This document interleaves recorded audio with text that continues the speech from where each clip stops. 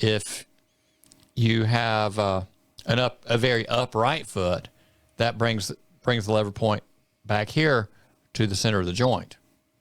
And that's always been one of my questions on this type of a study. But the standard is pretty much off the tip of the coffin bone.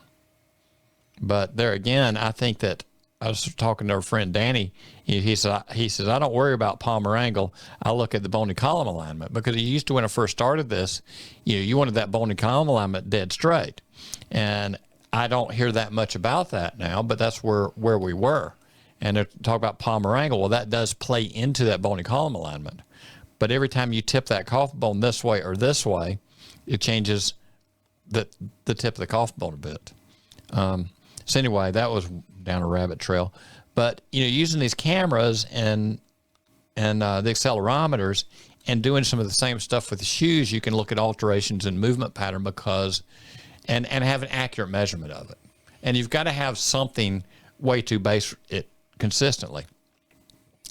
There's a lot of talk about the frog should be 2/3 of the foot, 1/3 forward, and all that, which is true.